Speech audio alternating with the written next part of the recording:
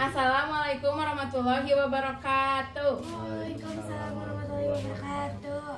Selamat siang semuanya. Perkenalkan, nama saya Najwa Khairunnisa Maulina dari Universitas Islam Bandung, Fakultas Tarbiyah dan Keguruan, Prodi Pendidikan Agama Islam. Hari ini kita akan membahas topik yang sangat penting yang mungkin sering kita dengar tapi belum terlalu kita pahami, tentang mencegah korupsi dimulai dari diri sendiri dan lingkungan sekolah. Mungkin beberapa dari kita merasa korupsi itu urusan orang dewasa, urusan pejabat. Tapi percaya atau tidak, korupsi itu sebenarnya bisa berawal dari hal-hal kecil di sekitar kita, bahkan di lingkungan sekolah. Dan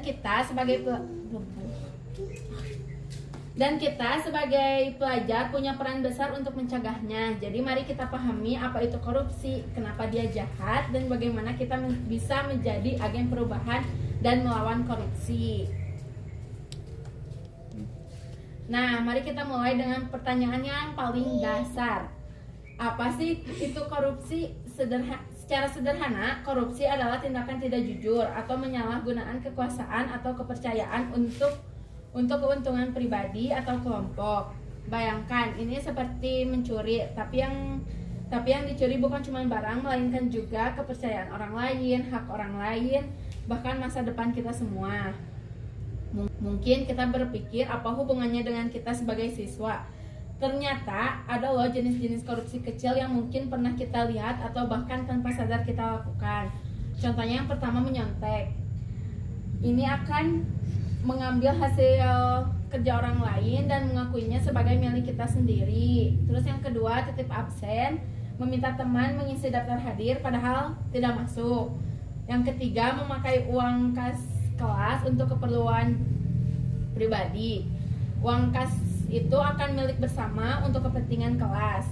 Yang terakhir, memberi uang pelicin atau hadiah kepada teman atau bahkan guru hanya demi mendapatkan nilai yang bagus atau memudahkan dalam tugas. Jadi korupsi itu bukan cuma tentang uang miliaran rupiah di berita, tapi juga bisa dimulai dari hal-hal yang tidak jujur. Setelah tahu apa itu korupsi, sekarang mari kita lihat dampaknya. Korupsi ini ibarat penyakit menular yang bisa merusak banyak hal. Yang pertama, dampak bagi diri sendiri. Kalau tidak jujur, kita jadi tidak tenang, takut ketahuan, dan lama-lama kita akan kehilangan kepercayaan diri.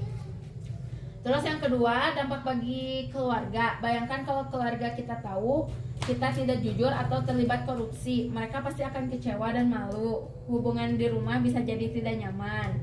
Terus yang ketiga, dampak bagi teman dan lingkungan sekolah. Teman-teman akan kehilangan kepercayaan pada kita. Lingkungan pertemanan jadi tidak sehat karena ada rasa curiga dan ketidakadilan.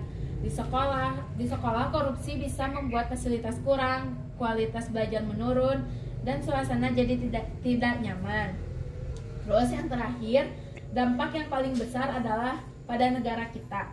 Uang yang seharusnya untuk membangun jalan, rumah sakit, sekolah, atau fasilitas umum lainnya malah masuk ke kantong pribadi. Akibatnya pembangunan jadi lambat, pelayanan publik jadi buruk, dan masyarakat jadi susah. Mimpi kita untuk punya negara yang maju dan sejahtera bisa terhambat gara-gara korupsi.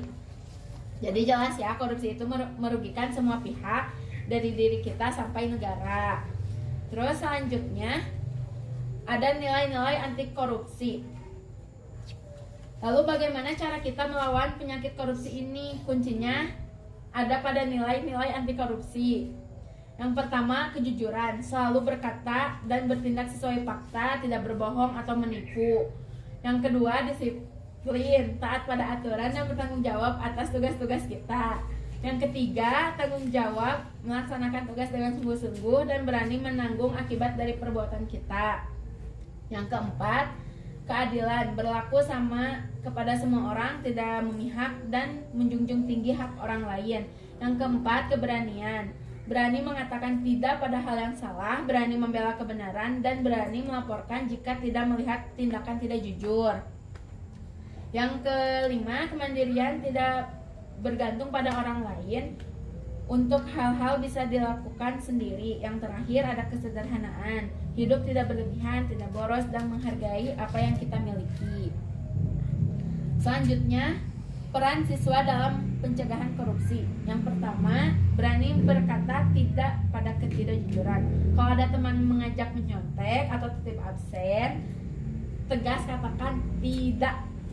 Yang kedua, melaporkan. Jika kalian melihat atau mengetahui adanya tindakan yang tidak jujur di sekolah, jangan takut untuk melaporkan kepada guru, kepala sekolah, atau orang dewasa yang kalian percaya. Yang ketiga, menjadi teladan. Jadilah contoh yang baik bagi teman-teman dan adik kelas. Tunjukkan bahwa jujur, disiplin, dan bertanggung jawab itu keren dan patut dicontoh. Yang keempat, membangun lingkungan positif. Ajak teman-teman untuk bersama-sama menciptakan lingkungan sekolah yang jujur, adil, dan bersih dari praktik-praktik yang tidak baik. Untuk lebih memahami dari materi-materi yang tadi aku udah jelasin, mari kita coba beberapa studi kasus singkat. Kalian bisa bayangin diri kalian ada di posisi ini dan pikirkan apa yang bisa kalian lakukan. Contoh kasus yang pertama, Dinda kesulitan PR matematika. Budi menawarkan kunci jawaban. A. Ambil kunci jawaban dari Budi. B. Tolak tawaran Budi, coba sendiri atau minta bantuan guru. Bagus, betul. Nah, terus contoh kasus yang kedua, bendahara mengumumkan sebagian uang kas hilang. Beberapa teman saling menuduh. Apa yang kalian lakukan? A. Ikut menuduh tanpa bukti. B. Mencari tahu fakta bersama dan lapor wali kelas untuk mencari solusi. B. Mencari tahu fakta. Ya, betul. Setiap pilihan yang kita ambil, sekecil apapun, bisa punya dampak besar. Memilih yang benar itu butuh keberanian. Jadi, kesimpulannya, menerapkan nilai-nilai anti korupsi dalam kehidupan sehari-hari, kita tidak hanya membangun karakter pribadi yang kuat, tetapi juga secara kolektif menciptakan lingkungan yang jujur, adil, dan bersih. Membangun masa depan yang bebas korupsi dimulai dari komitmen dan tindakan nyata kita semua sejak sekarang. Sekian dari saya. Apakah ada yang ingin dipertanyakan?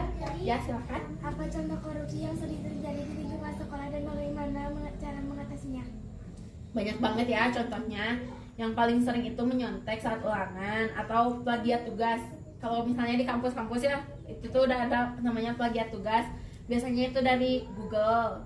Kalau di kampus itu udah gak boleh ngelihat tugas dari Google. Bolehnya tuh kayak jurnal atau buku. Itu tuh jelas udah nggak jujur ya, karena kita mengakui hasil kerja orang lain. Ada juga titip absen. Kalau misalnya di SMA gitu, SMA, SMP, SD masih jarang yang titip absen. Itu biasanya di udah masuk kuliah, biasanya itu ada titip absen, karena kan di perkuliahan tuh absennya sama diri sendiri ya, nggak di absen, jarang di absen dosen. Terus menggunakan uang kas kelas untuk kepentingan pribadi tanpa izin, itu gak boleh. Terus cara menghindarinya gampang ya. Yang pertama, tanamkan kejujuran dalam diri. Kalau mau dapat nilai yang bagus ya belajar. Kalau misalnya nggak masuk ya izin, jangan sampai gak izin. Terus yang kedua, miliki kemandirian, jangan mudah tergoda jalan pintas yang tidak jujur. Dan yang ketiga, punya keberanian untuk menolak kalau diajak melakukan hal yang tidak benar. Kalau kita semua konsisten, lingkungan sekolah jadi bersih dari praktik-praktik seperti ini. Cukup? Selanjutnya ada yang ingin bertanya lagi? Ya, silahkan. Kalau kita melihat atau bahkan ada indikasi praktik tidak jujur di sekolah, misalnya ada dana yang tidak jelas, apa yang harus kita lakukan? Diam saja atau bertindak? Pastinya harus bertindak dong. Diam saja itu sama aja membiarkan hal yang salah terjadi. Tapi bertindaknya juga harus dengan cara yang benar dan aman. Yang pertama, kumpulkan informasi yang cukup. Yang kedua, jangan langsung menuduh, tapi coba bicarakan baik-baik. Kalau itu masalah kecil antar teman, kalau masalahnya lebih besar seperti dana yang tidak jelas atau ada hal yang merugikan banyak orang, kamu harus punya keberanian untuk melaporkan ke orang dewasa yang bisa dipercaya di sekolah seperti guru, wali kelas, atau kepala sekolah. Pastikan kamu menjelaskan situasinya dengan jujur dan jelas. Dengan begitu kamu sudah menunjukkan tanggung jawab dan keadilan untuk menciptakan lingkungan sekolah yang lebih baik untuk semua. Maka ada yang ingin bertanya lagi? Ya, silahkan. Kenapa sih sebagai remaja kita harus peduli sama korupsi, bukan itu urusan orang dewasa atau penjabat? Ya, jadi itu tuh justru karena kita remaja, kita harus sangat peduli. Korupsi itu seperti penyakit yang bisa merusak masa depan kita semua. Kalau dibiarkan, uang seharusnya dipakai buat membangun sekolah bagus, fasilitas umum, atau beasiswa, malah hilang entah kemana. Nah, kalau kita dari sekarang sudah punya nilai-nilai anti korupsi seperti kejujuran dan tanggung jawab, kita jadi pondasi buat masa depan Indonesia yang lebih baik. Bayangin kalau kebiasaan kecil nggak jujur di sekolah sudah dibiarkan, nanti pas dewasa bisa jadi kebiasaan korupsi yang lebih besar. Jadi peduli sama korupsi itu artinya peduli sama masa depan kita sendiri. Jadi teman-teman, korupsi itu musuh kita bersama, tapi kita punya kekuatan untuk melawannya, dimulai dari diri sendiri, dari lingkungan sekolah. Dengan menerapkan nilai-nilai kejujuran, disiplin, tanggung jawab, keadilan, keberanian, kemandirian, dan kesederhanaan, kita bisa menjadi bagian dari solusi, bukan bagian dari masalah. Mari kita jadikan diri kita sebagai agen perubahan. Mari kita mulai dari hal-hal kecil di sekolah, di rumah, dan dimanapun kita berada. Terima kasih atas perhatiannya. Kita bangun Indonesia yang lebih baik, bebas dari korupsi. Sekian dari saya. Assalamualaikum warahmatullahi wabarakatuh. Waalaikumsalam warahmatullahi wabarakatuh.